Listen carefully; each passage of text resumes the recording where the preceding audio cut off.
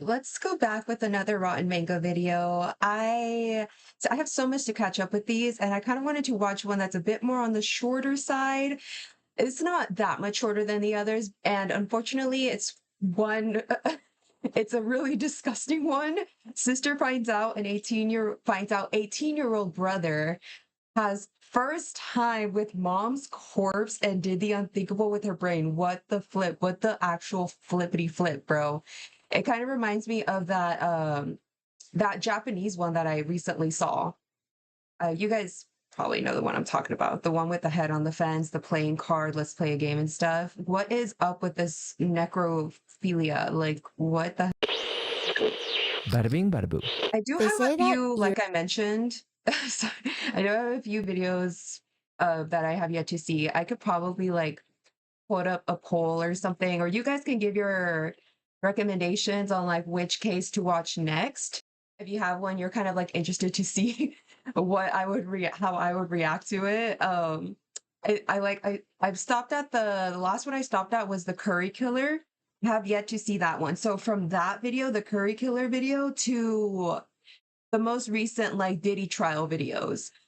From that timeline in between, minus obviously the ones that I have seen, which you can kind of see throughout the Rotten Mango playlist. Any video in between there, you can be like, hey, you should check this one out next. And I'll be like, okay. And we'll check it out next. Bada bing, bada boom. they say that eerie feeling never really goes away. It doesn't So give matter me a how warning, many though. times they're called to these places. Please. One person writes, every single time we're called out, we expect every single human we come across in life and every single human that we meet to be alive. And then you see someone and you are told that they're dead. All your brain does is process, oh, this person is no longer moving. And it's weird because logically you know they're dead because why else would you be here? But you also expect them to pop up or start moving after a while or start talking to you, but they don't. That's what you would hope. I don't know if that's what you would expect. Because they're dead. One person gives some advice on how to deal with it.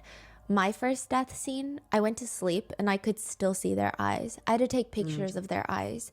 I just had to remind myself, it's a job, it needs to be done. You just have to make sure you leave all of the emotions at work. Do not. Shout out to all paramedics and, everyone in between, doctors, nurses, any hospital staff, anyone in the medical field that has to experience this kind of stuff. It's not an easy job. I myself have witnessed firsthand death happen before my eyes. And you do get, what's the word? You get used to it.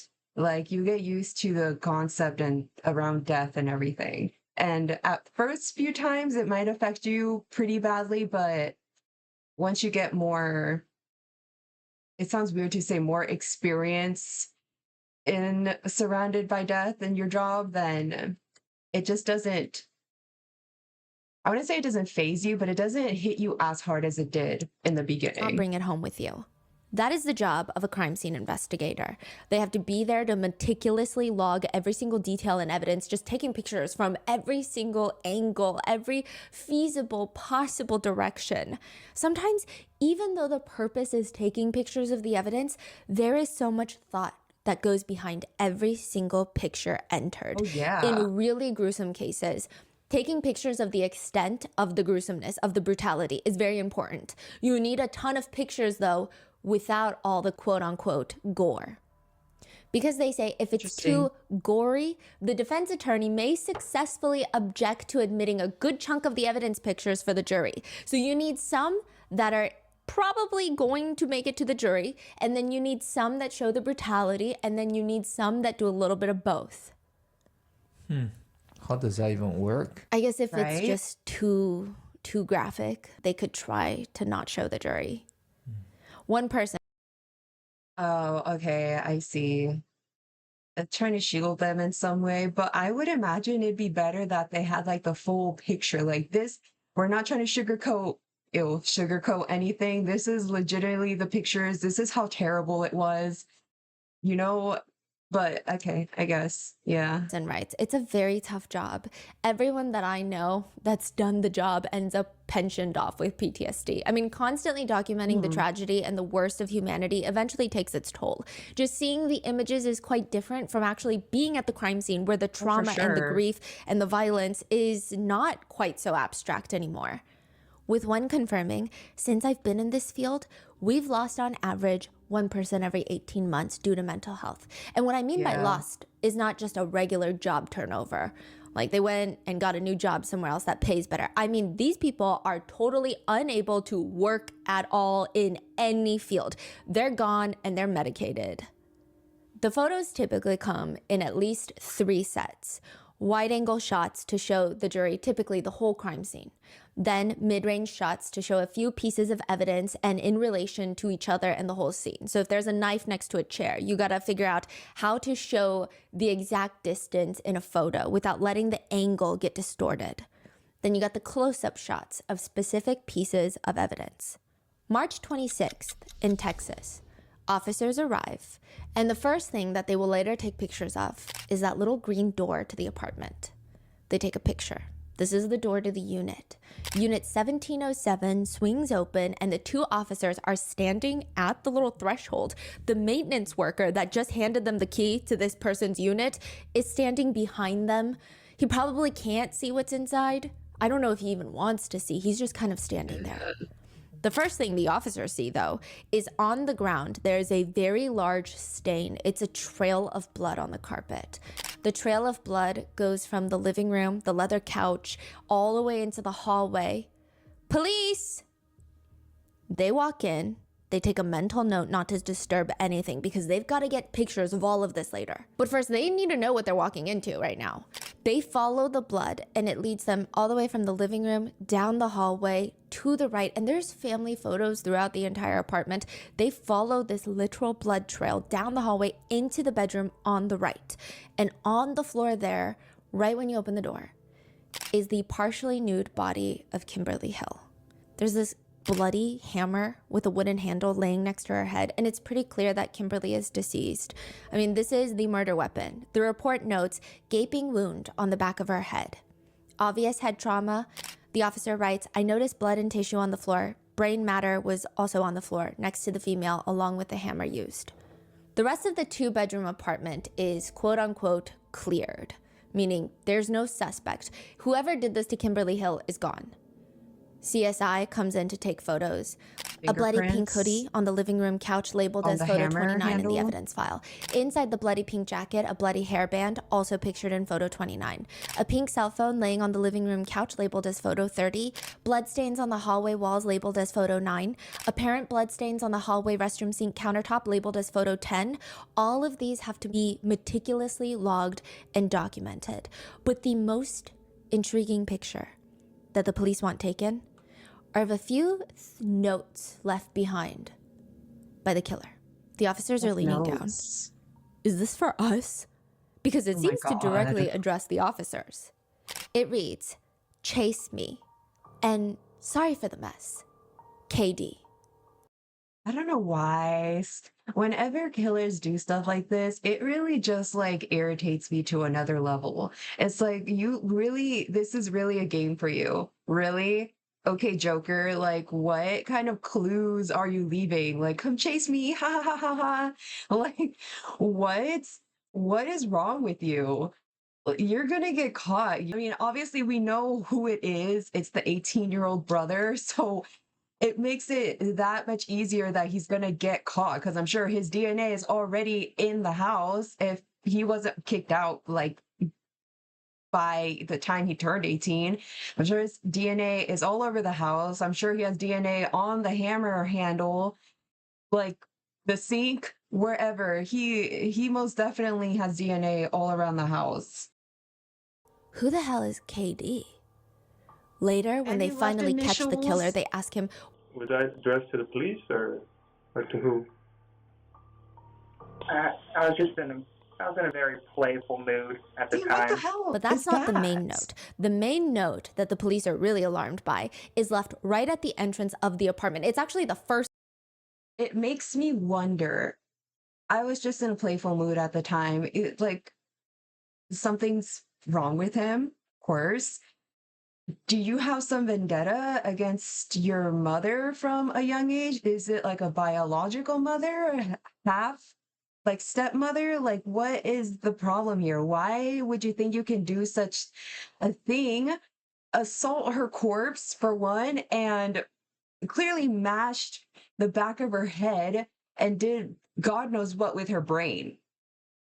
But you're still somewhat in a playful mood enough to leave a note for the cops or whoever was to find that note. First thing that you see when you walk in, the killer left it on top of the blood trail. So whoever comes in is going to read this note immediately, and it reads, "Don't lose your head. She may yet live, although I doubt it. Hurry, Desiree." Desiree is the 23-year-old daughter of Kimberly Hill, the woman who was murdered in her own apartment. So first of all, who would do this to Kimberly? And why are they now targeting her 23-year-old daughter? And is the killer going to get to Desiree before the police can? Is he jealous of the mother-daughter bond or something, that he feels the need to take it out on the mother in order to additionally hurt his sister and kind of leave somewhat of a threat to her as well, like, hey, this could be you. We would like to thank today's sponsors who have made it possible for Rotten Mango to support the Joyful Heart Foundation. They are working to transform society's response to SADV, CA, and support survivors healing with resources like education, advocacy, and policy change. This episode's partnerships have also made it possible to support Rotten Mango's growing team, and we'd also like to thank you guys for your continued support. As always, full show notes are available at RottenMangoPodcast.com.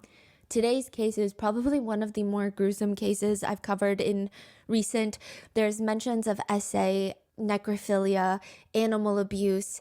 If you are sensitive to these themes, please take care of yourself, and we will see you in the next one. So with that being said, let's get into it.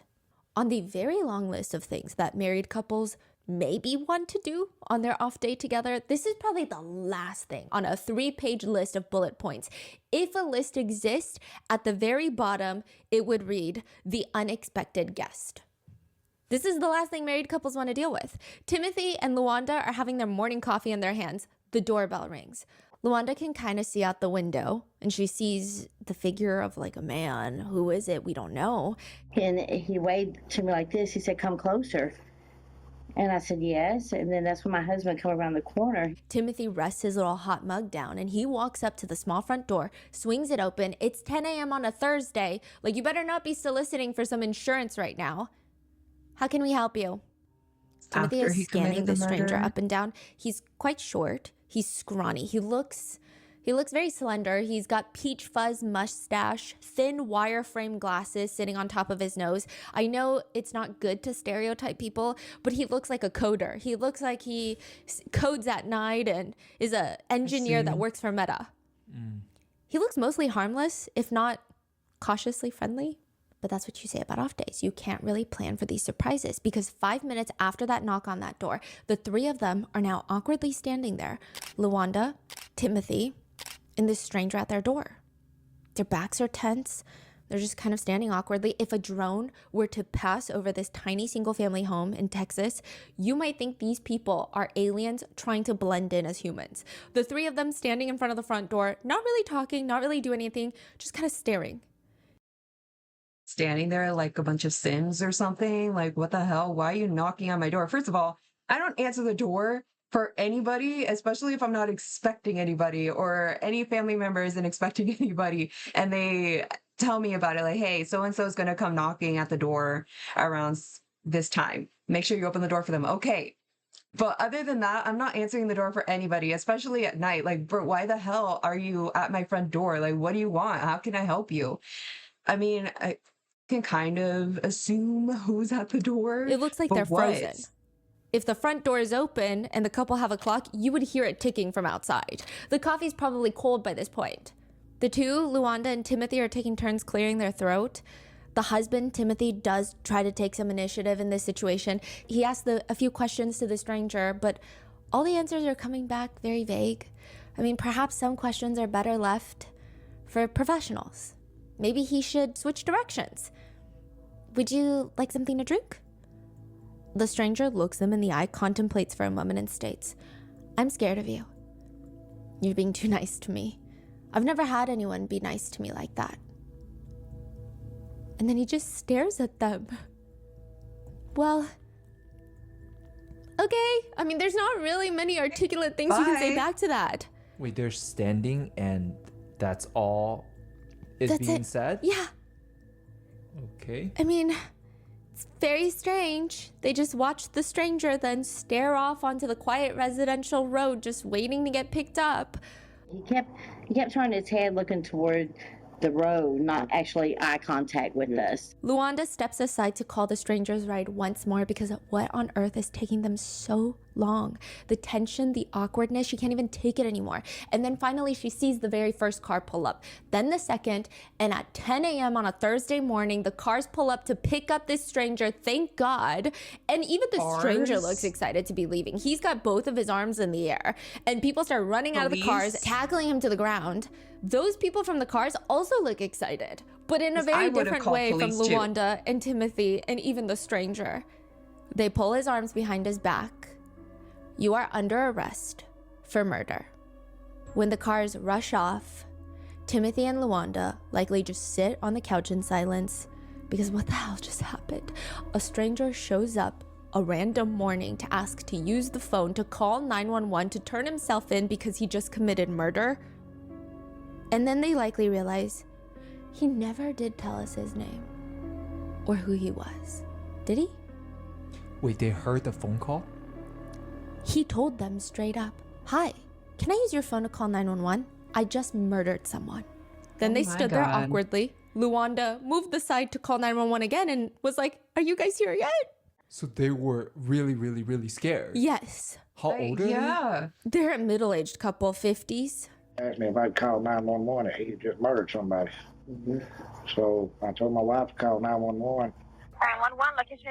I would have kept that hot coffee cup with me in hand. Oh, you try anything, your face is getting burned off by this coffee.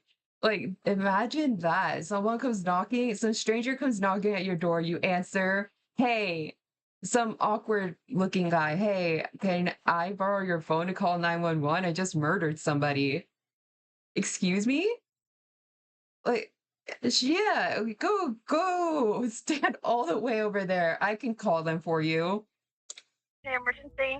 And she wanted me to call 911 because he said he just murdered someone. Okay. And he's there right now? Yes, ma'am, I'm sure. And he said he murdered Understandably someone? so. Yes. I made sure and call 911 again because they were taking too long. All he told them was that he killed someone. Do you remember why he said he killed that person? And I said, why did you do it? And he just kept telling me lots of reasons. He wouldn't ever tell me why. 23-year-old Desiree is brought into the interrogation room with the two officers. One of them is Jealousy? very bald, by the way. A lot of people have commented that the center of his head, where he's bald, Y'all, why is that relevant? Why are you focusing on this poor man's balding head? He has a very stressful is job. very bald to the point where the fluorescent lights do in fact kind of sparkle off the top of his head. But that's What? neither here nor there. I point that Right? out because he appears to not be a netizen favorite. They sit Desiree down on one of the chairs because remember, there's a note left for her. She's Is he wearing playing jeans, a backpop? red tank top. She looks like she's getting ready to go on a run or run some errands, but she just got pulled here instead. Initially, when the two investigators sit her down, it's kind of hard to say exactly how they're treating her. It feels like she's being treated as a suspect in this case, just judging by the way that they're talking to her. She sits down, her boyfriend is standing out of frame of the camera, and the officers break the news that her mother, Kimberly Hill, has been murdered. And Desiree slams her hand on the table and she's screaming, "Fuck." She gets up and she's hyperventilating, trying to calm herself down so she can sit back down and talk to the investigators. Interesting reaction. Like, you would think maybe if she wasn't expecting something, she'd be in a bit of disbelief, like, what? Like, trying to get them to say it again to clarify, because what did you mean my mother has been deceased or murdered, right? But the way she reacted, it seems like, no, Like she knew something bad was going to happen at any point.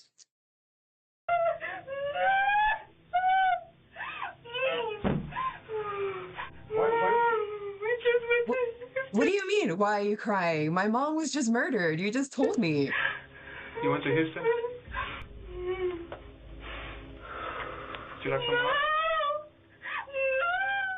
I will say it's interesting because you read a lot about people's responses to shock and grief. It's And a lot different. of the times you can feel the shock and grief in their responses, but it still feels a little bit further away. Her reaction feels incredibly relatable for some reason. I don't know if it's her age, I don't know what it is, but it's the way that she's kind of trying to pace and hold it together, and then she's sitting down and then she's standing up. She slams her fists on the table. She's clearly very distraught. But oddly, the investigators seem to have very little sympathy. Desiree Yeah, they're like, why are you crying? Do you think this is an act and she's just being theatrical or something? is gasping nonstop. It's like her body can't decide if she wants to collapse or keep sobbing. It doesn't make sense. In between breaths that she sounds like she's choking on, she's apologizing to the officers. I'm sorry. It's all right. You're not doing nothing I don't expect. She's sitting back down. She's screaming, no, no, no. And then it's all over the place. Her boyfriend is in the room trying to comfort her, but she's inconsolable. It takes a few good minutes Yeah. for Desiree to be able to sit down, and clearly she's doing everything in her power to respond to these questions because every answer could be very helpful right now. The officers wait for her to be semi-calm, and then they break the news to her. We're gonna tell you this. We haven't told anybody else, but he wrote some notes before he did what he did. So we're worried about you because You were on the list. he was planning on killing your mom and killing you, and then leaving town. Desiree takes a second to absorb what she's just been told. She was on the killer's hit list. She rests her head in her hands and she just says, but again, if that note was left for Desiree, if the plan was to kill Desiree next, why didn't the killer come for her? Why is she still alive?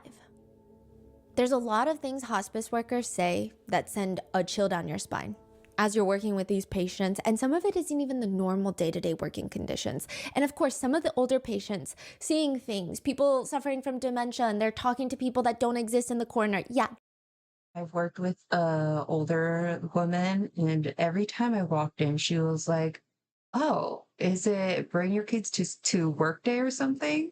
Like, who's that little girl with you? She's like trying to hold your hand and stuff. She has a cute little light blue dress and everything, and her hair is in kind of like little ponytails as well. She's super cute. She looks so happy and stuff." I'm like, "What are you talking about? What are you talking about?" And then I had another older woman. She was closer to her passing. And she's like, there's this a bigger woman in the corner, like dancing, like swaying side to side and everything. And she's like scared. She's like, "Can you stay with me, please?" And she would constantly hit her call button and call us back in. And I just like, okay, I had nothing to do. I'm just going to hold your hand and sit here with you. I sat with her for like an hour and a half until she fell asleep. And then I had to go. But I had so many instances like that. And so have my coworkers. You kind of expect it because it happens quite often. And you hear stories from previous coworkers who have worked there longer and stuff. But it's pretty creepy when it happens to you the first time around. that's creepy sometimes, right? But other times, there are things that hospice workers just feel in their gut. Something doesn't make sense. Something isn't right. One person writes online, one time an elderly woman died, so they did the usual procedure. You know, they have the doctor declare it, notify the family, start to prepare the body for the night since the morgue couldn't get her straight away. We put a cotton ball in her nose and her mouth to stop any leakage. And just before her family comes, one of the staff members walks into her room, and the woman is sitting up and moving, very much alive. The staff member freaks out, obviously. We help this woman and then passes the news on to the family, and a few hours later, she died again, for real this time. But we refused to start the process again for a while, just in case. I don't know. It was just I've never had that happen to me, but I mean, it does happen. I don't believe my coworkers have gone through that. I have gone through the procedures of the after death care for, the funeral workers to come and pick up the corpse. Just weird. Certain things just make you feel like something's not right here. You just have a bad feeling about it. Celeste and Kathleen, they got a bad feeling about this. They show up to the apartment complex. It feels like they got a giant 10-pound. As in, you mean like a false death claim? Like they maybe somehow misheard any heartbeats or anything, like super faint, they didn't hear it, no movements or anything, because corpses do move. They don't like fully get up and everything, but they do move slightly. Like but it sounds like the resident was full on like awake and stuff. It's weird. Huh. Pound watermelon in their stomach. Celeste runs a hospice center in Texas, and Kathleen is an employee, but they're not even here for a patient. They're here for the coworker, Kimberly Hill. She's supposed to show up for a meeting to discuss a few of the patients. She's a no-show, which doesn't make any sense. If anybody is on time, it's Kimberly Hill. She served in the Marines for a decade. Like, It's this very woman pretty. shows up on time. She does not miss a beat. If she's going to, she's going to let you know. Celeste and Kathleen decide, why sit at work all day stressing out when we just drive over, maybe for the one time in her lifetime she slept in. Co-workers They drive found closer her. into the apartment building, closer into the parking lot, and they see a swarm of cop cars just parked out front with the lights on, Oh, which is alarming, but who's to say that every flashing light on a cop car is even meant for them? Like, what if this has nothing to do with them and they're just thinking too deep? They drive closer and closer in silence into the lot, and by the time that they park the car, they know because they can visually see all the officers going up and down, in and out of one unit, Unit 1707. Celeste and Kathleen are trying to talk to the police, but they're all, ma'am, back up. You cannot go into the unit right now. Can Yeah, you crime just tell us scene. what's happening? When is the last time you spoke with Kimberly Hill? Yesterday. We talked to her yesterday. She was happy. She was having a good day. What is happening? The autopsy for Kimberly Hill is multiple pages long, mainly focusing on the extensive blunt force trauma to the head. The external examination report reads, the scalp is covered by abundant brown hair. The eyes are gray. The nose and lips are unremarkable aside from changes described below. The oral cavity has native teeth in fair state. Upper back has a tattoo of a pair of eyes. She died 2 days before her 51st birthday. In addition, the brain has multiple lacerations, predominantly at the right side. The brain has scattered hemorrhaging. The anterior base of the skull at the left and right sides have fractures. The left subdural area has a 1/4 inch to a 4-inch moist subdural hematoma. In addition, identified within the hair of the scalp are bone fragments and approximately 100 grams of pulpified brain matter. To break that down, the injuries to the brain are so severe that there are actual tears in the brain tissue. So there's physical tearing of the brain matter. You know how skin can be torn? The inside of the brain is torn, which you're only going to get that from severe blunt force trauma to the head. Penetrating injuries where objects will break through the skull and tear the brain, or when the skull bone fragments pierce into the brain tissue. There's breaking of the bones at the bottom part of the skull. There's a brain bleed with pooling of blood. But one of the most alarming details in the entire autopsy is obviously the Violent. pulpified brain tissue. Brain tissue, in that sense, has become blended, and brain tissue is now being expelled from the skull. The brain tissue is outside the skull. It is in the person's hair. About 100 grams has left the skull. That's a deck of playing cards. That's a chocolate bar. That's a Dove soap. That's how much brain has been expelled from the skull and has pulpified. The detective working this case is trying to get some clear answers about the injuries to the victim's head, likely clarifying things from the case files. Is this in the front or the back of the head, the injuries? Top, back mainly? I mean, actually, the entrance wound is around here, yonder, here somewhere. The man explaining it to the detective is calmly, very professionally, almost gesturing to the back of his head to show the detective where the majority of the wounds are. Oh, okay. Yeah, okay, that makes sense. The two detectives are taking a moment to soak in this information. Then the detective turns to the man at the police station and asks, "Then so when you dragged her to the bedroom, you kept hitting her there?" Yeah. The detective is not talking to the medical examiner. He's talking to the killer. The interrogation room is tiny. It barely fits a desk and 3 chairs. There's 2 investigators and the killer, the suspect. He's wearing black short sleeve t-shirt, wireframe glasses, resting his chin in his hand. The suspect's shoulders are even more relaxed than the investigator sitting across him. This looks more like a conference room that you book out in your local college for group projects. That's the energy of the way this guy is sitting. The detective looks at him. Us? Think you want to kill us? Oh, no, rabbit men aren't my thing, actually. Women. Yeah. Okay. Do you have a girlfriend? Where did that come from? Us? Think What the hell? You think you want to kill us? Men aren't my thing, actually. you want to kill us? Oh, no, rabbit men aren't my thing, actually. Women. Yeah. Okay. Do you have a girlfriend? I don't. You I've don't? never had a Never girlfriend. had a girlfriend. Not really surprising. Tell you what, give me your fancy of killing a woman. The hell? What would your fancy killing would be? Your ace killing, what would that be? What? This is a little peculiar. I'm on camera. Okay, He looks up, stares into the abyss for a second. His chin is resting in his hand like he's Really thinking about a imagining good it. steakhouse that he ate a few weeks back. Is he maybe smiling? dressing up in a nice suit, sneaking into her house, disabling her boyfriend. Are you talking about your I bring a sister? pretty dress with me to dress her up in. I was always into strangling, but after that last blunder, I guess maybe something big and sharp would be more along. Clearly very disturbed.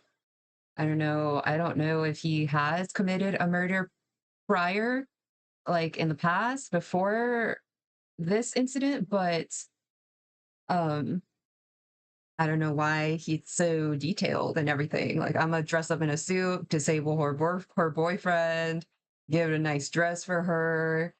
Like, what? Strangulation has always been my thing. What? More along my thing. Then I could, I don't know, probably decapitate her. As I prefer my women dead. Good Lord, you can never get a live woman, huh? So you need a dead woman. And no, men aren't really my thing. I prefer to murder women. God, you are such a bitch. You are such a fucking bitch. prefer my women dead. You're I'd dress disgusting. her up. I'd stitch her up. Kind of try to work the head back on, perhaps. And then I'd go to town, and it would be a night to remember. Mm-hmm. Decapitate and then pull her head Burn back. everything and run for the hills. First of all, why did the police ask Yeah. that question? Yeah, I think- right? Everything about this confessional with this suspect so far indicates Listen, I don't have the best memory and everything, but I do have a big interest in the whole crime scene world. I used to want to be a detective, but the amount of videos that I have seen in the past, detective interrogations, I don't recall a time a detective has asked a question like that. If any of you have that same interest and you have a much better memory than me, have you come across an interview where they have asked a question such as this? Because that is weird. a serial killer in the making. So maybe that's why they asked. I will say the interrogators for this case are not widely liked. I think a lot of people think good thing the killer confessed because they were not going to solve this case. A few things that are psychologically intriguing aspects to his perfect crime. The first being that his perfect fantasy involves being nicely dressed in a suit.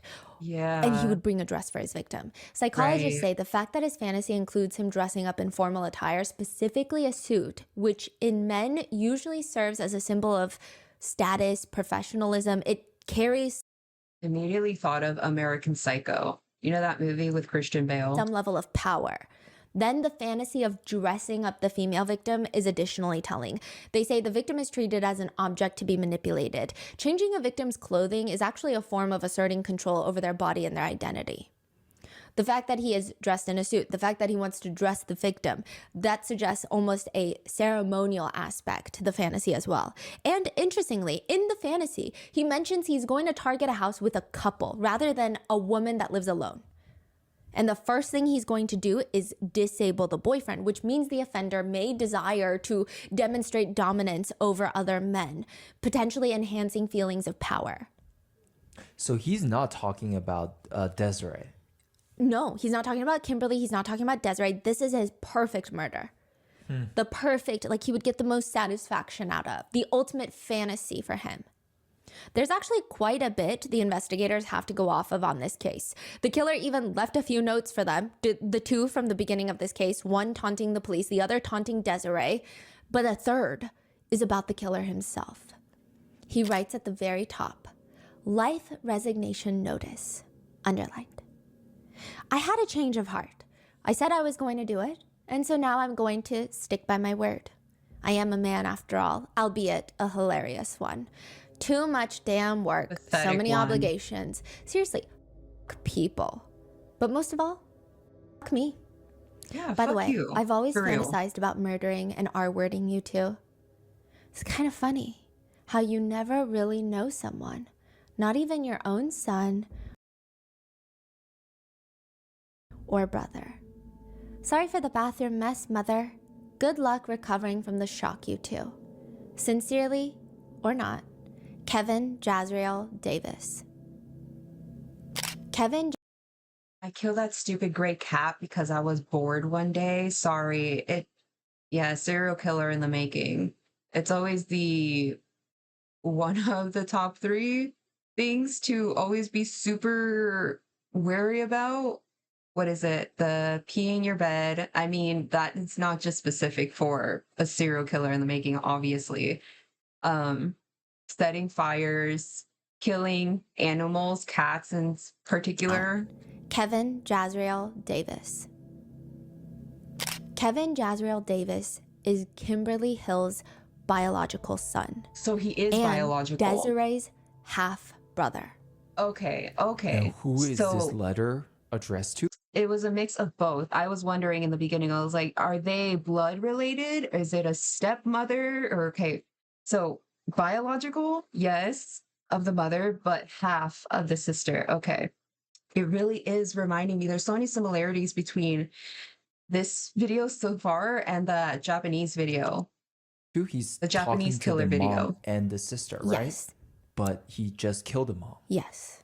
Or was this like meant for her to see before her? Yes. He thought about self-exiting. He wrote this letter and then he changed his mind and killed his mom instead. The bottom of the letter, there's a little notation.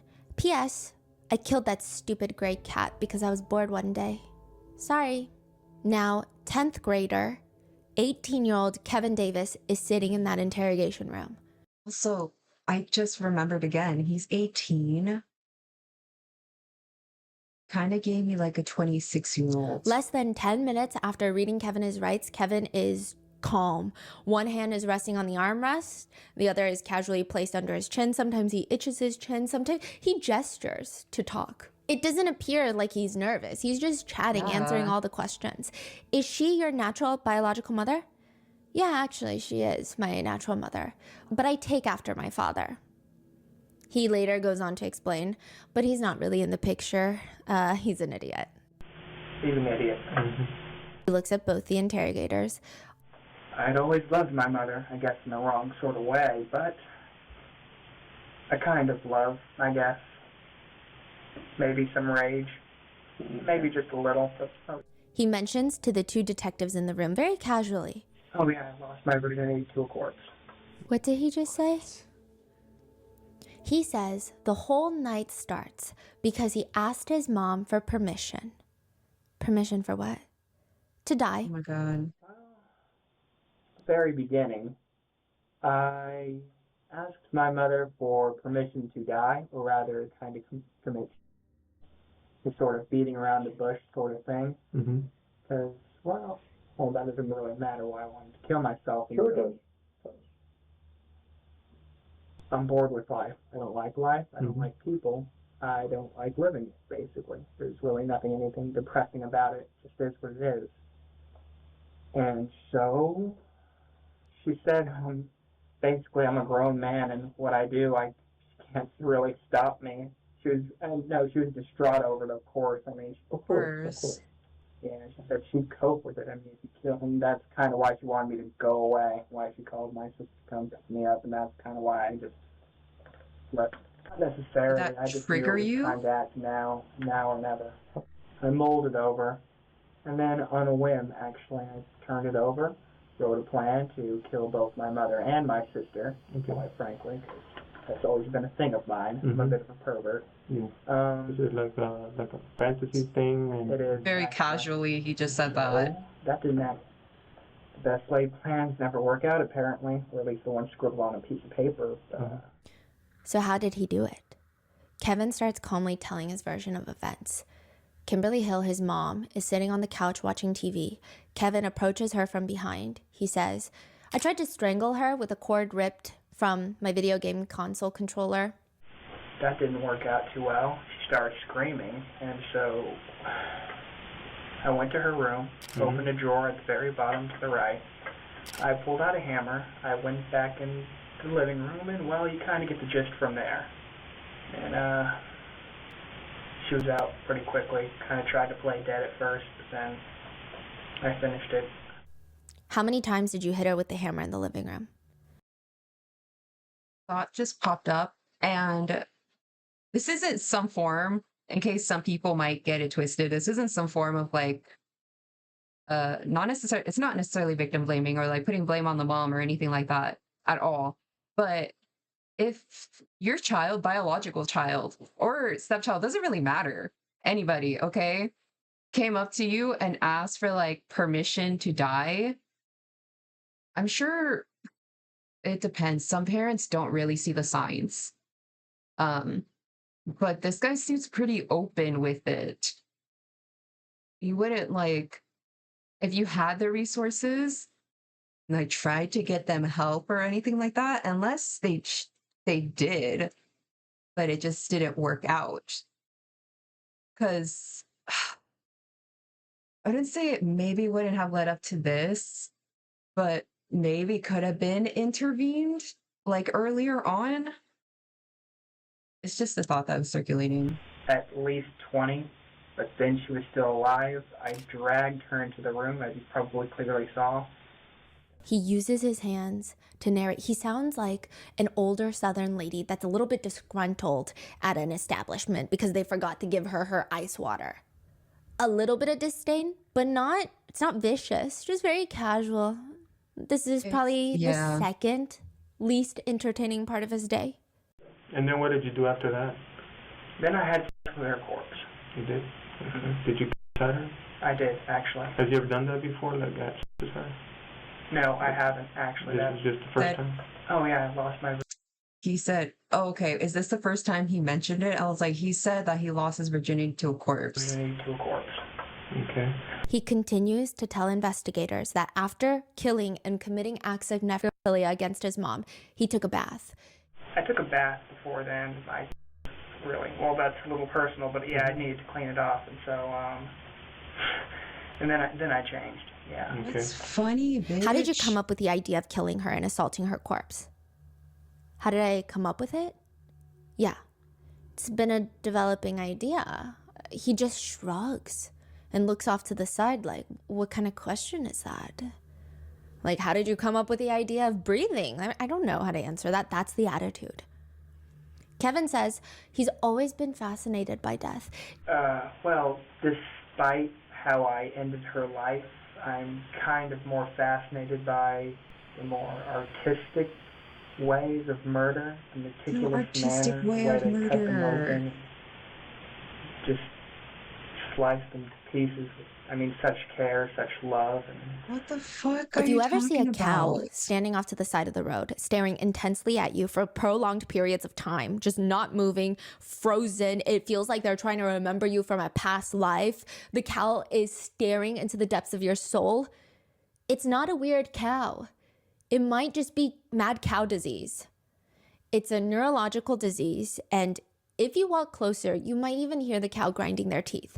Mad cow disease has a 100% mortality rate. It's terrifying. There's about 233 people that contracted a variant of mad cow disease from eating infected cows. And there is a similar one that only affects humans, and it doesn't start with cows. It's called Kuru.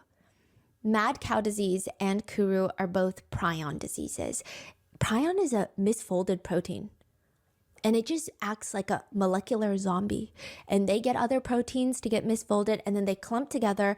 And then those clumps of misfolded proteins create microscopic holes in the brain. And it quite literally turns the brain into a sponge, like a Swiss cheese sponge.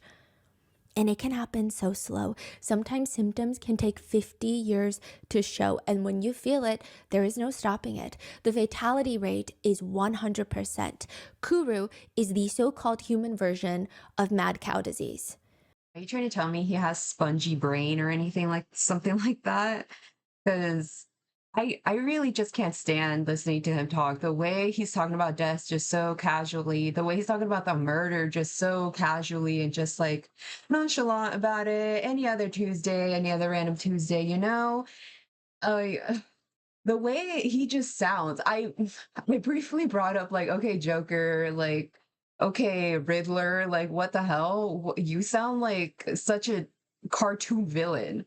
The way you think about death and the way you're just talking right now. Also, I totally get why the public really don't like these investigators, because from the little brief section that we saw of their interaction with the sister, why are you crying and stuff? And just the guy with the dark blue long shirt, the way when she was crying, standing up and everything, his body language is just like, he just looks so over it, like, bro, what? You just told her mom just died. Why are you crying? It's like, it's so idiotic. It's very irritating versus how they're interacting with this guy. They're asking such ridiculous questions, and I just don't like their attitude. I don't like how they're going about this. And at first you think, what is wrong with this person? Are they just having a good time? Because they have these pathological bursts of laughter. And it's so confusing because you're like, why are you laughing? Nothing is funny. I'm so confused. But then you maybe go with it because like maybe they're thinking about something funny, but they're not. Some people call Kuru the laughing sickness. And then the shakes start, the unsteadiness, the entire body is like vibrating while you walk. Additionally, the toes remain forever curled. The feet feel too painful to take too many steps. The term Kuru means to shake or tremble. And as your body is shaking, there are holes being made inside of your brain. And death is not quick. Sometimes it takes 3, sometimes it takes 23 months. How does a person contract Kuru? Yeah. Let's say you eat a human brain. Kevin is staring at the officers in the interrogation room. And are you trying to tell me that's the unthinkable he did with her brain? Are you trying to tell me that he ate a bit of her brain? The brain matter? something is not adding up. The officers need to figure out, is this murder or is this capital murder? So in the state of Texas, if he kills his mother and then commits acts of necrophilia, it's regular murder. If he R-words his mother and then kills her, it's capital murder, because capital murder needs aggravating circumstances. So it's actually kind of sick and twisted, because you would think that both are capital murder, but it's not. So they're trying to ask these clarifying questions. So she's dead by the time that he drags her into the bedroom to assault her corpse. Is that the story? Kevin is explaining that he attempted to strangle her, then got the hammer, and then dragged her to the bedroom and then assaulted her. He says that his mom tried to act dead, but he knew that she was still alive because she was making noises. Quote, she was still snoring like a baby, which Side note, some context. I feel like unfortunately this comes up every now and then in these cases. When people suffer from severe blunt force trauma, they may sound like they're snoring at times. It's a very specific type of breathing that almost indicates that they're actively in the dying process. If it sounds like someone is snoring after blunt force trauma to the head, death is likely imminent without immediate intervention. The condition generally takes 2 breaths to several hours to progress into just ultimately no more breathing. So that's why this will happen a lot more with children. When parents kill their own children, they'll think that the child is God. sleeping because of the snoring noises, and then they'll die. It's not snoring. Kevin says he decides at that point to take a knife, a steak knife from the kitchen, and stir her brains with it. That is the words he used. Oh, Stir the that brain. night. Actually, I used that to stir her brains up a little, but then that didn't really work out, so I just kind of decided to delve on it, and I kind of warmed my hands into her brains to kind of just cut it. She was still snoring. Okay, so she was still alive? She was still alive. And you went in there and you kind of grabbed those brains? Yeah, finished it. Like he stick the knife through the, Wound in her skull to stir her brains. and that's why the part. Yes, is pulverized, pulpified, yeah. And then, so when you dragged her to the living room, to the bedroom, you kept on hitting her there? Yeah, I kind of went. That's where that's when you reached in and grabbed her brain? Yeah, I kicked at it a bit. Then I just, that was kind of silly, but then yeah, I just decided to reach in and kind of just do it. Later, a psychiatrist from Kevin's prison will testify to the jury that, quote, he used the hammer to kill his mother, and of course the skull split open. He wanted to make certain that she was dead. He stuck his hand in the skull and mixed up the brains, and then I think he told me he got a knife and mixed them up as well. Then he said it felt like pudding. Because it's not as if, he's like, it seemed like she was faking and being dead and stuff, but I hear her snoring. It's not as if he whacked her a few more times with the hammer. He decided to grab a knife and stir her brain through the wound in her head. There is different levels, little details like these that really, it's fucked and disturbed either way, but this is like another level of disturbed. Putty, the texture, the consistency of the brain tissue. He said that he also tasted the brain. He did eat Near the end it. of the interrogation, the officers asked Kevin, after the murder, after the necrophilia, quote, so you were covered in blood? Oh yeah, I was covered in blood. My glasses, everything was a mess. Do you feel bad for what you've done to your mother? Does he seem like he feels bad? He's giggling and stuff, kind of recounting In everything. a way, yes, but I wouldn't take back what I did. So you don't. It's strange, really. I did love her. In a way. Can she be mean to me? Oh, no, she's been the best mother. Okay, so there's nothing that she did? Oh, absolutely nothing, no. If I was to ask you, what did she do to deserve this, what would you? I don't think she could have really done anything to deserve this, but Absolutely okay. nothing. I'm a Terrible cruel, disgusting person. Yeah. The only You're reason that he self-aware, didn't go after his know? sister, like his original plan, is because, well, I decided against it because, well, I'd had my fill of killing. I didn't.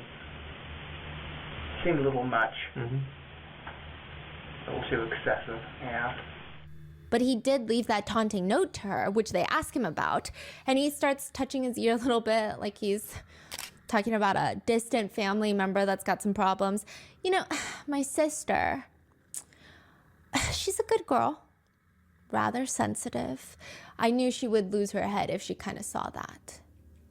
But then you wrote that note. You knew your mom was already dead. Oh yeah, I knew it. I took that first line as don't lose your head. I took it like literally, like don't lose your head, like head detached from body, but like don't lose your mind. What was I gonna say? Oh yeah, he's like, I had my fellow killing. It seemed a little much. But he has that whole like perfect kill dream of him dressing up in a suit, decapitating the boyfriend, picking out a good dress for the woman, and like what? No, everything in this case, everything that comes out of his mouth is ridiculous, is way too light to put it. Were you just messing with Desiree that she might still be alive? And my sick sense of humor, Okay. I was pretty well off my rocker by then. And still are. Do you consider yourself mentally disturbed or crazy? Do you consider yourself any of those things, or you think you're just okay? Like you just have some bad thoughts? I'm not mentally disturbed. I mean, I'm sane. I know exactly what I did. I know that it's wrong in the traditional sense of wrong. Now I feel vaguely, kind of like I'm done.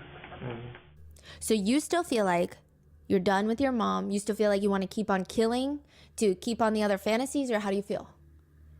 Kevin takes a moment. He sighs. I came here to pay for my crime, so I guess I should continue with the truth. Truthfully, Yes, definitely. I would kill again. Wow. If this is how bad 18-year-old Kevin is, if this is how unstoppably evil, how did somebody not notice? Or did they? Right? I'm saying, like, he seems pretty out and open with this kind of stuff. Like, or did they? Did anybody notice and actually took actions, but it just didn't work out or anything because he just seems a little too far gone? Also, I'm so surprised that this guy is 18. He just does not, he seems way older than 18. And nobody said anything? I mean, police are trying to figure that out. All Kim told her close friends was, yeah, sometimes she has problems with Kevin because he doesn't really like going to school and he just wants to play video games. And he does kind of seem like a loner with no friends. But that's it. The detectives ask around, they all say the same thing. Some of them even say, I thought he was a good kid. In the interrogation room, they ask Kevin, how do you do in school? Pretty mediocre. I never really could muster to even really care. I mean, I guess I excelled in English for all that was worth. Okay. How about sports? No, I don't like sports. Desiree says while Kevin has never been violent or abusive to anybody, he just seemed like he had some social issues. She says he was kind of born different. He had severe ADHD. He doesn't really have any friends. His dad is no good, but he was never physically abusive or anything like that. He would pop off at the mouth and tell my mom crazy stuff like, "Fuck you, you fat bitch," like stuff like that. And she would just let it eat her alive. Desiree Seemed kind of aggressive, even from an early age. Sure, having no father in the picture and stuff. She said he has severe ADHD from just born different. I don't believe it really excuses anything that he did. I mean, he himself is saying, yeah, I'm not mentally disturbed. I'm pretty sane. I know what I did. And what I did is wrong, so I'm here to pay for my crimes and stuff. So, and I don't think anybody is defending him anyway. was on the so phone if with her they're- mom the night of the murder. She says, my mom told me that they got into a fight and Kevin was just being disrespectful and just saying some really hurtful things. She told me she would call me when she felt stronger. Do you know what the fight was about? It was something as simple as like this commercial came on for like eHarmony or some dating site or something, and he just out of the blue said, "Yeah, Mom, you gave up on love," and she said, "No, Kevin." the detective like telling the boyfriend to not get in sight of the camera. And she said, "No, Kevin, I didn't give up on love, but even if I wanted to find love and I couldn't and have anybody over because you're here." And I mean, that's my mom. Really, she loves this kid. You know, she was just. It's not like they had a horrible like relationship. He really. I can't think right now.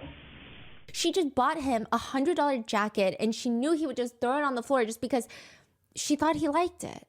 She cares about him. My mom told me last night that he screamed. I wanted to say this for such a long time, but I don't give a fuck about you or my sister if you guys died. It's crazy. You know, this kid is spoiled to death in there. She was just really upset, and I was trying to calm her down. So the cop did tell her that it was the brother. Yeah. And what was her reaction or That was the reaction from earlier in the episode. Yeah, saying it didn't seem like it was something that kind of caught her super off guard because I mean, people react differently, of course, but I would imagine something a bit more like disbelief, like, wait, what? What did you just say? It was who? But she seemed to kind of like already not know per se, but maybe had a feeling something bad was going to happen between the two. oh, she's like Yeah. up and down and Hysterical, she screaming found no. out. Yeah. Okay. Has he always had a few issues? Desiree says, when he was little, out of nowhere, he would just draw shit that was bad. People getting shot, stuff like that for no reason. Oh, wait, how is my kind of brother stuff is doing in all really of this? Was he just disturbing. straight-faced? Yeah, he's here in the other room. He's confessed to doing it, so he admits doing it. He's got no bones about it. Your brother's a little strange. He had no indication in the past that he was violent. I mean, we've had fights face to face where we were screaming at each other, and he's never hit me. He's never ever done anything like that. I've never seen him really get so angry to where he'll even punch in a wall. I've never seen that. But he just seems to have so much pent up aggression that at some point that was going to be an outcome.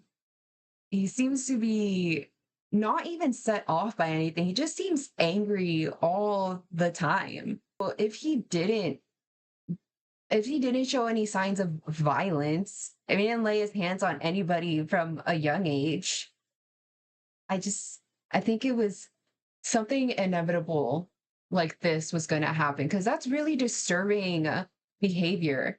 Like drawing really graphic, violent scenes, maybe someone getting shot and stuff, having violent outbursts and just yelling really horrible things at his mom.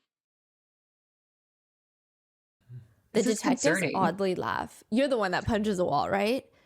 Yeah, I What? mean, What? Did his craziness rub off on you while you were interrogating him? Because first, why are you crying?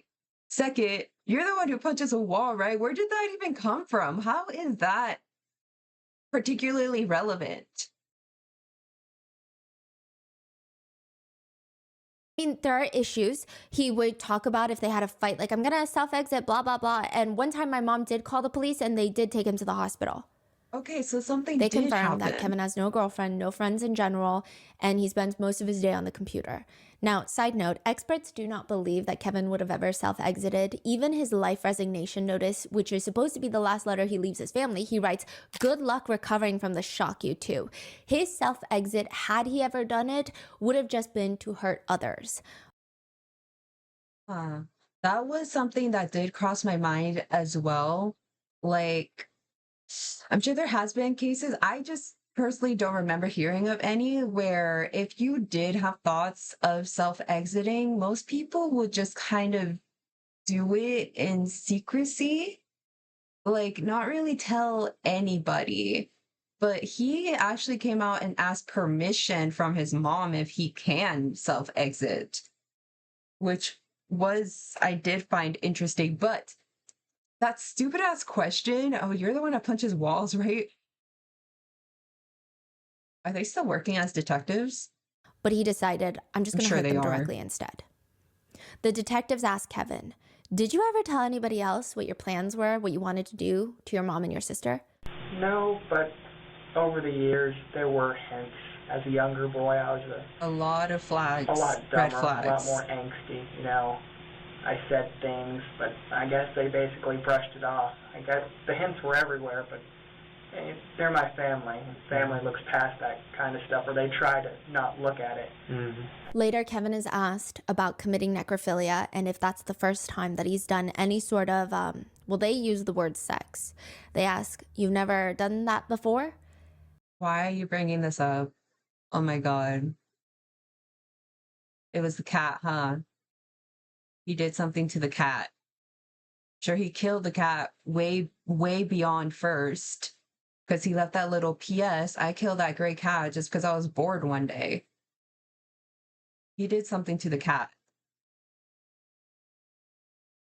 Kevin has his chin resting in between his thumb and index finger, and he looks down. Then he taps his index finger on his face, his chin 3 times, and says, Well, I guess since I'm being quiet about it, I might as well tell you now. And it's on the note too, the PS part. Oh my We used God. to have a gray cat named Claire. Oh yeah, bestiality is a thing of mine too. Now you know. And so I strangled it, I drowned it, and then I cut it open, and you know the rest. You kind of get the rest.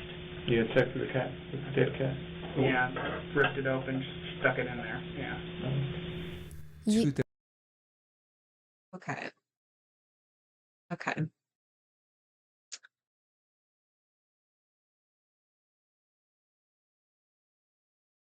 I was a bit flabbergasted and a bit, didn't really know what to say in that Japanese killer video, and I'm kind of getting the same feeling here. So I'm gonna take a break. I'm gonna be back in like 2 minutes. Right, I'm back. Hope you guys cat are the taking cat care of yourselves. corpse. Yeah. Have you ever done anything with a live person? No. So that's your thing. Having intimate relations with live people don't turn you on. It's the dead part. Dead person, dead animal. That's what turns you on? I don't necessarily mind. I don't have standards or morals. Body's a body Clearly. in the end. It's a piece of meat. I guess it's harsh to say, but Near the end of the interrogation, Kevin is asked, Anything else you want to add about what happened that's important that we should know? not really. I'm sure interested in other colorful details. What? yeah. What? So a lot of people are confused why Kevin turned himself in. The plan was to kill his mom and then go kill his sister. He decides not to kill his sister. He said he thought it was a little much, a little excessive. However, a lot of people think Yeah. it's because she probably was living with her boyfriend and he decided it Yeah. wouldn't end up happening. Like he would be overpowered by the boyfriend. And that I seems thought to be a that part of his also. fantasy, is to disable the boyfriend. And if that doesn't work, But yeah, I thought that too. I thought I somewhat linked that to his sister at first because I was like, his sister has a boyfriend. I mean, he's literally in the interrogation room with her. Is that are you like talking about her or anything like that? But then she said, no, there's not really any correlation. It's just like a general dream kill. But before that, I was like, no, because he seems to just be targeting women because he feels he might be overpowered by men. But then hearing his perfect dream fantasy, it's like, well, that doesn't really make sense then because he wants to decapitate the boyfriend. it would be the opposite of his fantasy. So then he says he got on his bike, he rode all night long, so he's biking. The murder takes place at 8 p.m. and then all night he's biking. 10 in the morning on Thursday, he shows up to a random person's house and he decides, I'm not going to do it anymore. Like, I'm not going to go on the run. There's no point. I think that he genuinely knew that his odds on the run, because he didn't have a plan, were not good. So after the murder, he wrote those multiple notes. Yes. One is for the cops. Yes. One is for the That's right. sister. Yeah. And he left it at the front door. Yes, because he thought the sister was going to come over. I don't think that he thought that the people at work would call in a wellness check. Oh, so that's how the police came before Yes. the work people came. Yes. It was a wellness check. Yes. Turns into a... Yes. And then simultaneously, he's at a random person's house in the town over asking to call 911 because he killed someone. And that triggers more police to show up to check on Kimberly. Oh, okay. He's very calm throughout the entire part where he shows up to Timothy's house and his wife's house. He even says about that night bike riding, I kind of zigzagged around like an idiot. I had no idea where I was going to go. I mean, it was a little leisurely because, after you murder someone, after you cross that kind of line, you don't really think about what you're going to do next. And then they call 911, Timothy and Luanda, and they're remarkably calm. 911, location emergency. Yes, ma'am. Someone just knocked on my door. He's here at my door right now, and he wanted me to call 911 because he said he just murdered someone. Okay, and he's there right now? Yes, ma'am, I'm scared. And he said he murdered someone? Yes. Okay, is there any way that maybe I can speak to him? Would you like to talk to 911 on the phone? Sure. Hello? What's going on, sir? So, as I said, I've murdered someone, actually. You said that I would probably sound like that also. You would think maybe you would be a bit frantic and everything, but I still kind of be like trying to process it. Like, what do you mean you just murdered somebody? And if I can call 911 for you, be in a kind of a state of disbelief as well. Also, he was kind of done with life, it seemed. Even though it's kind of weird because if you were, you probably would have self-exited like you were threatening so many times. So either way, he seemed kind of done with life. So I don't think he really cared that he would potentially be spending lifetime, or would he get death penalty in prison? Just watch him not even. No, he will. He will get something for sure. There's no way. There's no way he doesn't serve time. He has to get life, right? Tell me I'm right. Tell me I'm right. you killed her. What happened? Well, I killed her. I guess it'll come out in court. What I'm saying is, did you shoot her? Did you stab her? Or I bludgeoned her with a hammer. Okay, sir, we're gonna get somebody over there. Okay? Okay, bye. He tells Timothy and Luanda that he's been walking the train tracks all night crying before he decided to turn himself in. Luanda said she was very scared, don't get her wrong, but she was also kind of confused on whether she believed it or not. She says, In a way I did, but in a way I didn't. I thought maybe he might have been on medication or something, you know, because he was just too calm and just, you know, nonchalant about everything. It's like she thought maybe he's on drugs and thought he did that, but not really. Yeah. As to why Kevin answered Luanda and Timothy's question, I think she might have been much more I think she would have believed it a bit more if he did show up with like covered in blood and everything. But he said he took a bath afterwards. So I'm assuming he didn't really have much blood or anything on him.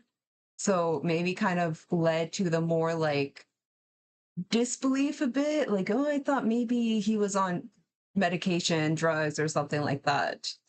it's like, why'd you kill someone? He says lots of reasons. He Also, it's explains, just a crazy I was using interaction. their phone, so I thought I might as well tell them when they asked me questions. I mean, they had questions, and It's gonna come I'm out on using the their news. phone.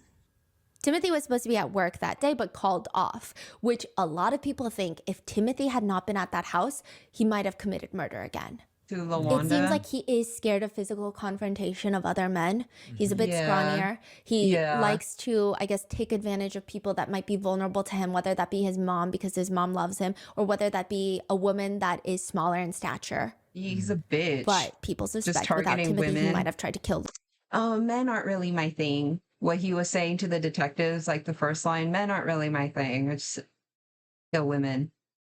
Luanda, but didn't have the courage to overpower him. When investigators asked Kevin how long he's felt like this, he said, It's around my preteens, actually. The signs were there Yeah. Do you early ever on. seek any kind of medical attention, psychological? You feel that you can cope with that? Nope, I never really seeked help, actually. Mhm. I just accepted it as a part of me. I wasn't really ashamed of it. Mhm. It just was what it was. according to forensic analysis of his computer, there are computer files, image, video files, web searches for R-wording, torture, and corpse-related sexual fantasies. And as for Kim, a lot of netizens are distraught knowing that everyone, Kevin, Desiree, both say that she was a good mom. She did nothing wrong. She did not deserve this. But he still killed her in a way that, because I think, not saying that any parent who is killed by their child deserves it in any sense of the word. Yeah. But I think a lot of people are comparing this to serial killer cases. Jeffrey Dahmer, Ed Kemper. A lot of people that might have complicated, well, Jeffrey Dahmer not as much, but Ed Kemper had a seriously complicated relationship with his mom. And a lot of people thought he's headed in that direction to become a serial killer, except his mom was not overtly disciplinarian with him. His mom was not overpowering or doing anything that typically triggers these serial killers. That's why I asked in the beginning, like, did you have some sort of vendetta against your mother or something? And that's why I was kind of wondering, like, Well, I guess it doesn't really have anything to do with it. That's why I kind of asked, like, are you guys blood related? Are you step parents? Are you like jealous or something like that? But no, not really. And I feel like majority of the times, it is something that has revolved around, a troublesome childhood. But some people, there are exceptions. Some people are just born with some loose screws. And I guess this might have been one of those cases. Mm. Again, if she was, it's still not her fault. It's just, it doesn't make sense to a lot of netizens. Yeah, yeah. So exactly like what is going on with Yes. him, right? And unfortunately, there's not a lot of information on Kimberly. We just know that she served in the Marines for 10 years and she was working in hospice, and a lot of her patients' family members adore her. She also clearly cares a lot for her kids. In the bookshelf in her room, she had a note displayed inside of a glass picture frame. It's a handwritten note. Left early to make your day easier. Love you. See you after school. Kevin. The fact that she framed that's probably the most loving note she ever got from Kevin. Yeah, but even the first line is a bit like iffy. Left early to make your day easier. It kind of has that attitude. Like, so you don't want me here. I make your day troublesome. So I left to make your day easier. Love you. See you after school. I guess compared to all the other angry outburst and the hurtful words he says to his mom, this might have been one of the loveliest letters he could have left Make your her. day easier. Love you. See you after school. Kevin. The fact that she framed that's probably the most loving note she ever got from Kevin. In the interrogation room, Kevin is asked, tell me, what do you think should happen to you? What do you think your punishment should be? Whatever the judge, the people, the jury deems fit, I can rot, I can suffer for years, or I can be given the death penalty, whatever they think. What do you think you deserve? Killing your mom. Having sex with your mom. Yeah, I was just gonna say, he didn't just kill her. He killed very violently. Took advantage of her corpse, and anything else in between that he could have left out. Oh, if you want to know all the other colorful details and stuff that he just kept to himself. I deserve to rot and suffer. I agree. He adds, I'm sure I don't the expect majority people the to think public very agree highly as well. of me after this. The DA's office offers Kevin 60 years in prison, but he rejects it, which is interesting. So either he or his attorney thought that he would get less with a jury trial, which is crazy. Less. He was found to have a personality disorder, but ultimately declared sane. During the trial, the jury is shown the interrogation footage, and as they're watching him confess to likely some of the most heinous crimes they've ever heard uttered on this planet, when that video is over, he swivels around in his chair, faces the jury, and smiles at them. During impact statements, Desiree comes to face her brother. The whole time, he's just shrugging, sighing, as if he's getting a lecture from an older sister. Kim's dad, his grandfather, tells him, I don't quite know what to say to you. You killed your mother. You just don't do that. You took the only person who had your back, and now you're all alone. He's cracking his knuckles. He's smiling. He's stretching his legs. I really don't think he cares. When witnesses are asked to identify him, he waves and smiles at them. It takes the jury less than an hour to convict him, but because he was not charged with capital murder, he will be eligible for parole March 25th, 2044. 2044. That is just insane, isn't it? And he himself stated, yeah, what did he say exactly? They asked him, would you murder again? He's like, yeah, I would likely murder again. So you hear all of this stuff, right? He clearly has no empathy whatsoever. And you're going to give him a chance for parole. That is just insane. What is that? Like, how old will he be? So that will be the justice system. He'll be like 50. Yeah, Wow. yeah. So there's no reports of what's his issue. Like what Personality disorder is the mainly only thing. Yeah. And he is held in a facility that focuses on psychiatric issues, but I don't think he's going to get out for parole, But legally speaking, he Hopefully is not. eligible. And a lot of people say this is one of the most disturbing true crime cases that they've ever come across. A lot of people feel like he's Edmund Kemper in the making, a notorious serial killer.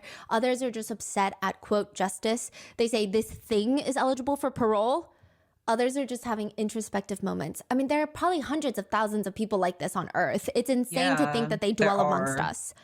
With one commenting, to be honest, this guy sounds like an 8chan edgelord basement dweller who admired serial killers but wouldn't have the balls to become one. He's a wannabe killer who is really just a sad loser who just watched way too many sick, intimate videos and gore. Others believe that his mom is wrong. This is crazy. Some people Of say that course.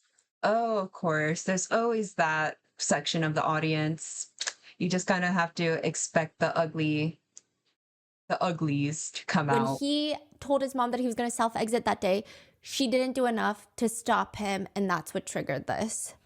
But others argue, or some people argue, no, the mom must have been abusing him somehow, we just don't know it. To which a lot of netizens write back, he's just plain old evil. People say, oh, he Yeah. must have been abused. He must have been he's just straight up evil. I don't know why it's so hard for people to comprehend that he's evil and evil exists in the world. He's sick, he's evil, he's psycho. That's the comment. Others are upset with how the investigators are treating Desiree, writing, these two detectives were so unprofessional and treated the poor sister dreadfully. Their conduct was unbelievably terrible. With another comment agreeing, great work by the cops for making this as traumatic as possible for the sister. Some even point out the 911 operator. The way the 911 operator handled this was incredibly unsafe and ridiculous, asking her to make direct, prolonged contact with the brutal killer. Like, can he talk on the phone with me? And the police not showing up until after the second call. With another writing.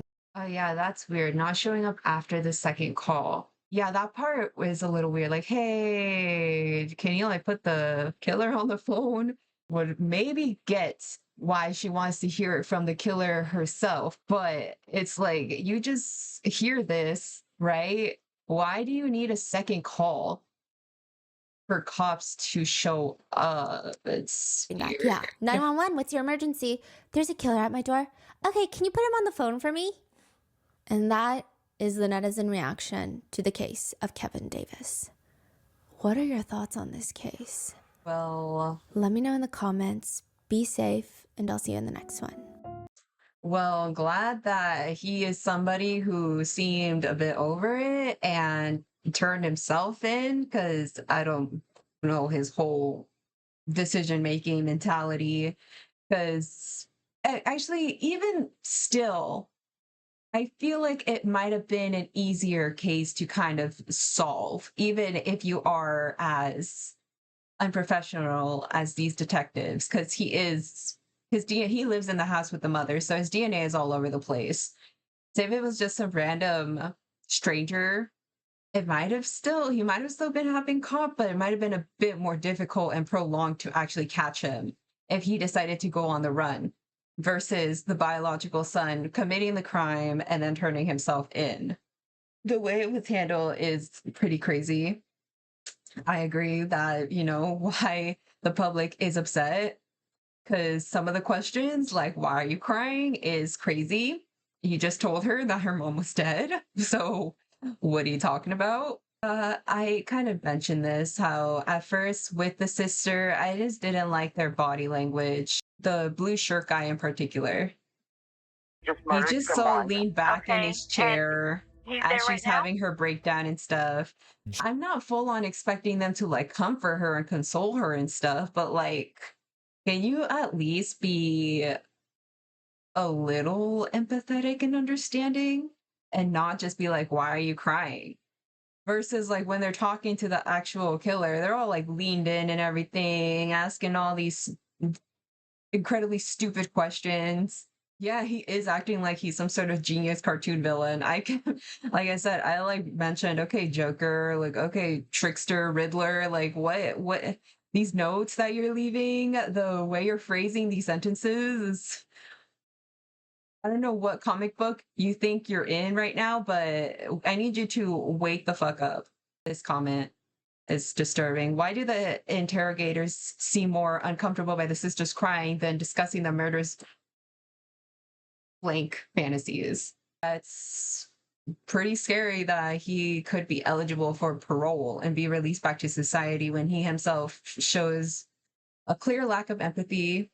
He does have a personality disorder, but even that isn't an excuse for this crime, this murder. He himself, like I said, has said that he would commit murder again, but you're just going to let this guy out in the public. Sure, why not?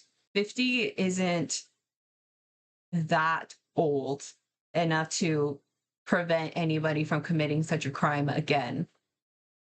To say if he were to be released, he wouldn't, commit a crime just like this again. Yeah, and I knew the cat was going to come into play because there's no way it was just that little PS note and the cat wasn't going to come circling back again. But when she was kind of starting to bring it up, I was like, oh my God, the cat. Yeah, I'm saying he doesn't give 18-year-old to me. He gives off a much older vibe. There's an ongoing case in Guyana surrounding the murder of an 11-year-old. She was abducted by a hotel owner of, oh my God, hotels, motels, tortured, and had her body dumped into the hotel's pool so that they say she can drown. What? Dumbasses. There's a difference. You can tell, professionals can tell whether she was murdered or deceased by drowning. It is suspected that the hotel owner is affiliated with politicians and high-standing police officers who are dirty cops, dirty politicians. Please rot. Please do a video on this. Please help bring attention to this case. It's corruption. Yeah. Who's to say maybe the hotel owner didn't do anything like this before as well? Oh, you went to high school with him. I went to high school with him, sat next to him in journalism class. He never did the work, and our teacher was always irritated at him for it because it was easy work.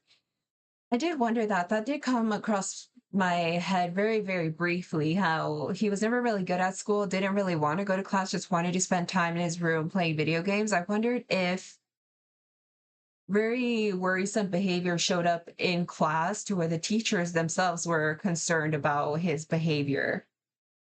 But maybe so, but it just wasn't mentioned. He would just sit there reading an anime book. He had zero respect for our female teacher, no surprise. He seems to really hate women. He wouldn't ever talk even when we would try to help him. And one day he just stopped coming to class. 2 years after I graduated, I heard what he did to his mom, and I'm unnerved thinking about how I used to sit next to a future killer. You just never know. And it's not an easy job to work at, I imagine. I worked in a child psych unit. Kids coming after killing pets, stating that they want to kill family members, and having plans about killing them. The system is so fucked that at some point these kids end up going back home, which is terrifying. Literally everything he said and how he acted is the behavior of those kids. Yeah.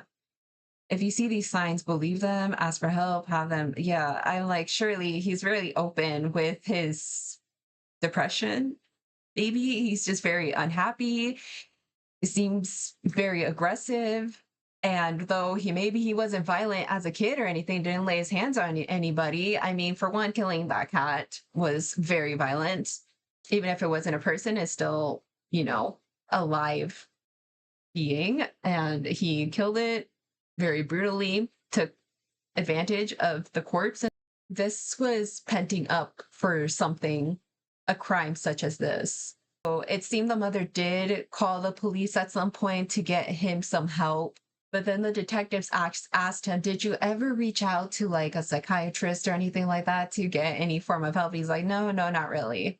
And he was like, well, I did. What did he say? He did tell the family, but they just kind of like overlooked it because family don't really want to sort of believe in that kind of stuff or want to believe anything like that is wrong with you.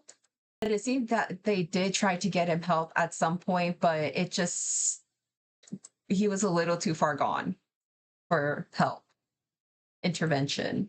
Maybe the system could have done a little bit more to help, but I would not ever blame this on the mother. That is crazy. I wouldn't blame it on the sister either. That's crazy. I wouldn't blame it on the personality disorder. That's crazy. This guy just has a very scary mentality. And you know what? Hopefully he doesn't, and his attorney doesn't try to get parole, because 55, like I said, is still a young enough age to commit such a similar crime again. This video is probably longer than I wanted it to be, but this was just crazy. I mean, just reading the title, I should have expected it. But you guys could let me know in the comments what other video you want me to watch that I have yet to watch. Like I said, the period is from the Curry killer with the most recent, Diddy case ones. The one that she released recently is like 2 hours. This one right here, we ran into some weird people during Diddy's trial. Like, what do you mean? For that time period, any of those videos in between, obviously, despite the ones that I had already watched, which you can see which ones I have watched in the Rotten Mango playlist, you can be like, oh, you should watch this one next. You could do that.